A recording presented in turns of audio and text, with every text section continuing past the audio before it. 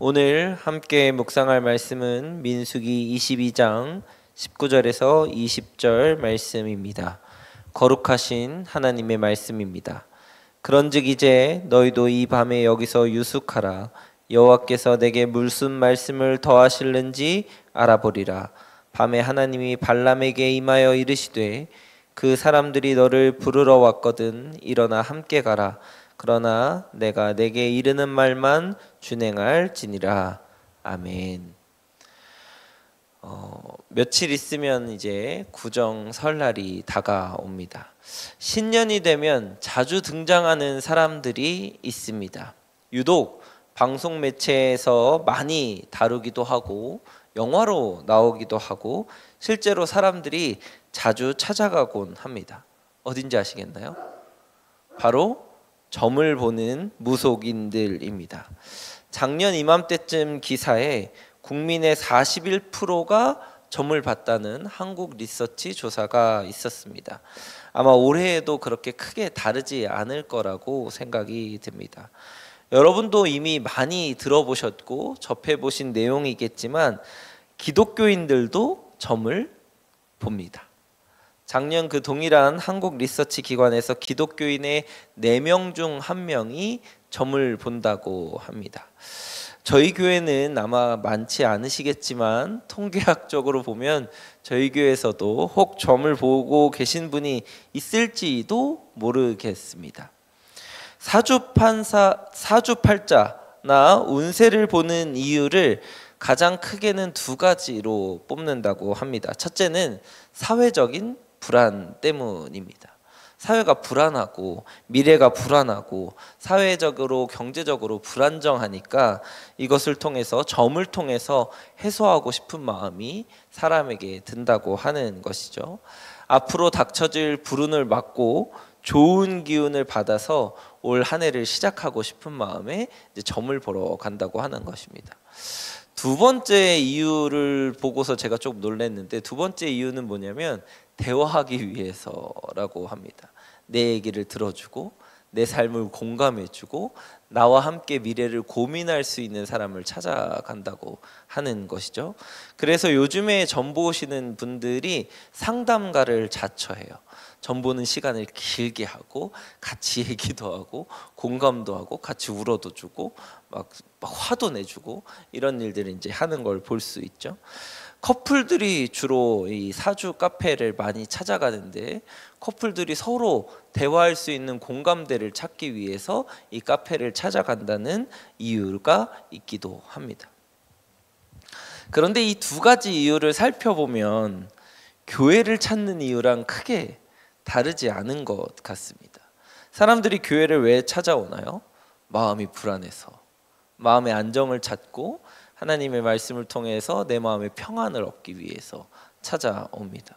그리고 공동체, 사람을 만나기 위해서 교회를 찾아오기도 합니다. 혼자 너무 외로우니까 내 삶을 같이 이야기하고 공감해주고 같이 울어주고 같이 기도해줄 수 있는 사람을 찾아서 교회에 온다고 하는 것이죠.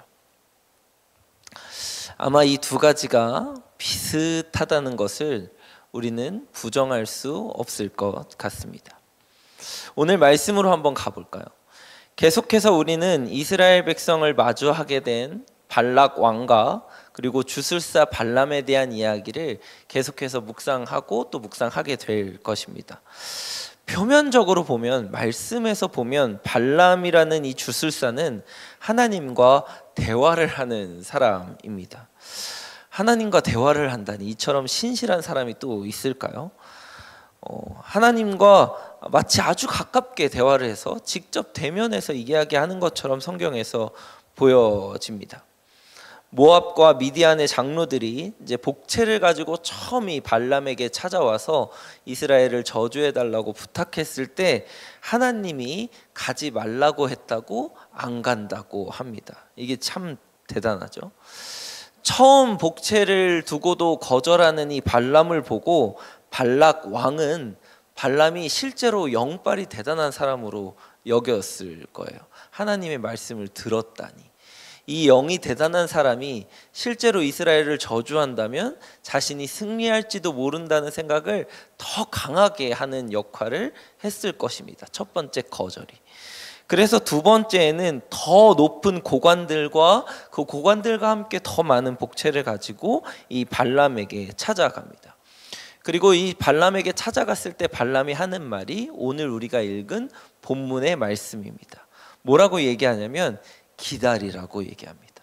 내가 하나님의 말씀을 듣고 올 테니까 너는 여기서 기다리라고 얘기한다는 것이죠.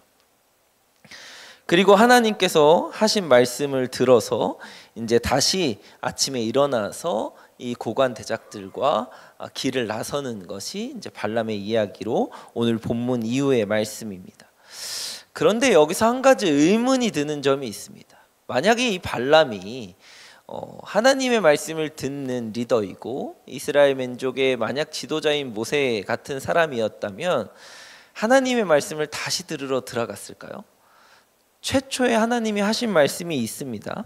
12절 말씀을 제가 읽어드리겠습니다. 너는 그들과 함께 가지도 말고 그 백성을 저주하지도 말라. 그들은 복을 받은 자들이니라. 아멘. 하나님이 발람에게 최초에 말씀하신 장면은 그들과 함께 가지 말라는 것이었습니다. 그러니까 이 말씀이 하나님의 말씀으로 받아들이고 진정한 하나님의 백성으로서의 말씀을 신뢰했다면 다시 고관과 대작들이 찾아올 때 하나님을 다시 찾아갈 게 아니라 내가 또 말하지 않았냐, 나는 가지 않을 거다라고 얘기했으면 되는 것이었습니다. 그런데 이 발람은 다시 한번 하나님을 이용합니다. 여러분, 이 말씀에서 이제 묵상하시면서 발람이 우리와 좀 다른 점이 있다는 걸 깨닫게 되실 것입니다. 자신의 영을 과시하고 자신이 주술사로서의 가치가 있다는 걸 더 드러내기 위함은 아닌지를 이제 앞으로 묵상하시면서 확인해 보실 수 있을 것입니다. 여러분, 이 묵상하면서 우리가 이 확인할 수 있는 것, 우리가 발람과 다른 점은 무엇일까요?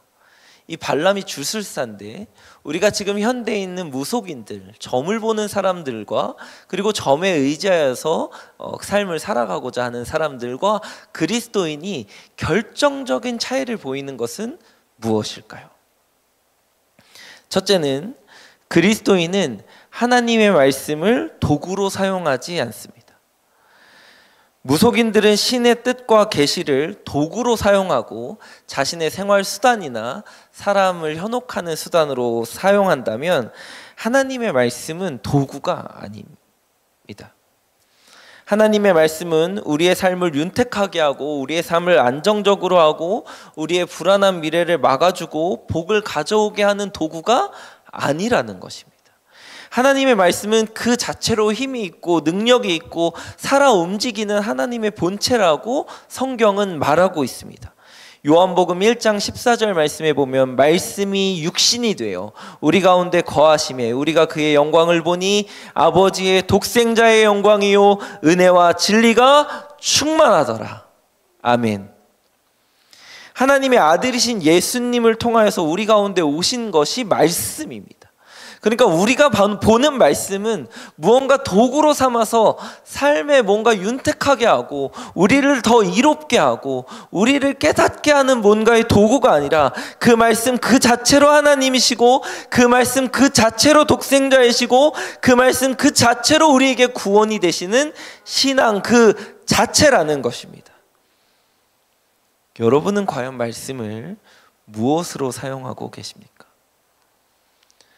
우리가 말씀을 무언가로 사용할 수 있다고 생각하는 그 도구로 사용하는 것 자체가 발람이 생각하고 있는 것입니다.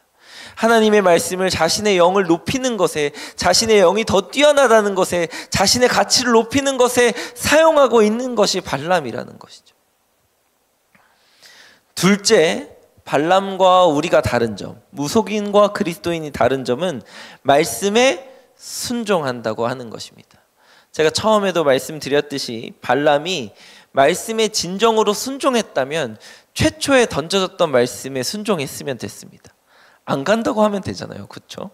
그런데 하나님의 말씀을 재차 확인합니다.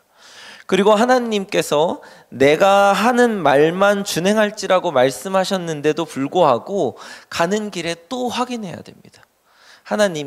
발람이 하나님이 하라는 말만 하지 않을 거라고 생각하셨던 것 같아요. 그러니까 그 말씀의 중심을 아셨던 거죠.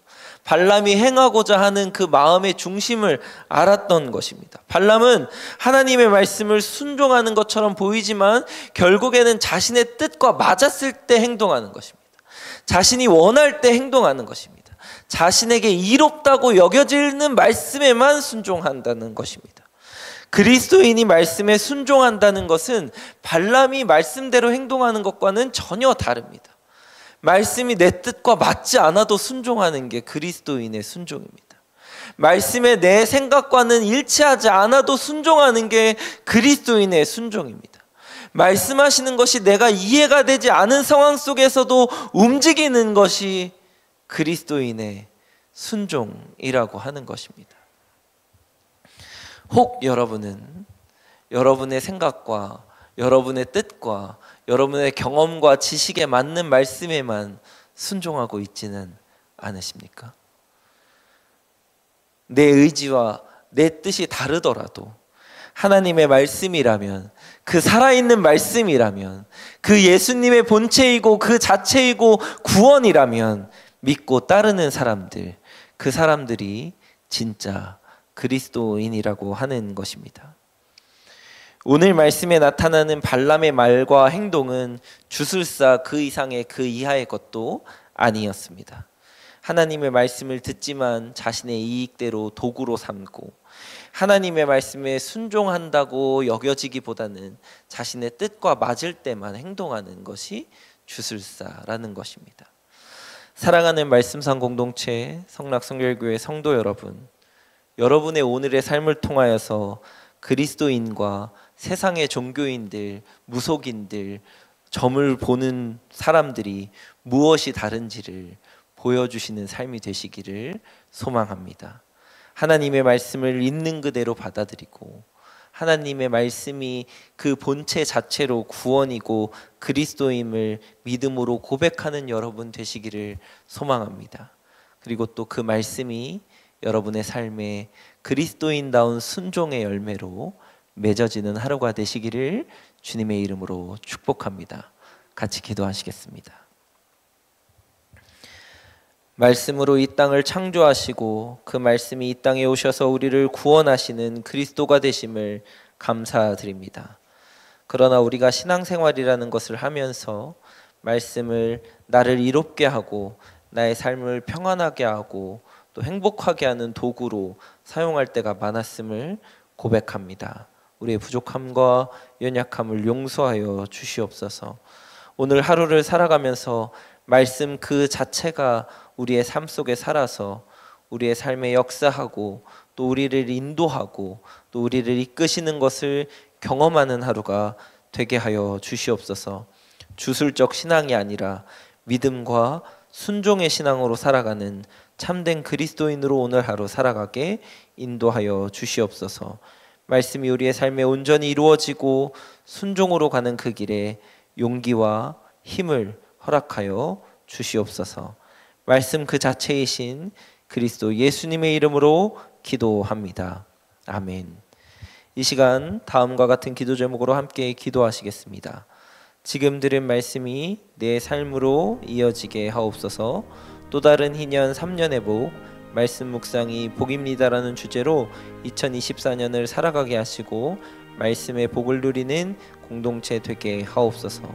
공예배 자리를 지키고 매일의 말씀 묵상과 7인 소그룹 사역에 참여하게 하시고 한 주간을 말씀에 의지하여 살아갈 수 있도록 도와주옵소서. 다음 세대를 축복하여 주시고 겨울 사역을 통해 받은 은혜를 따라 살아가게 하옵소서.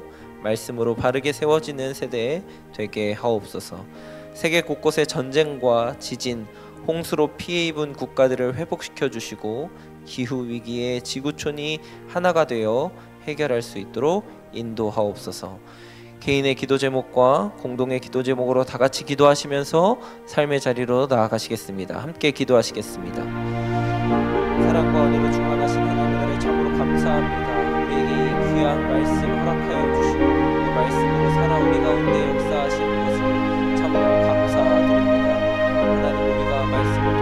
저는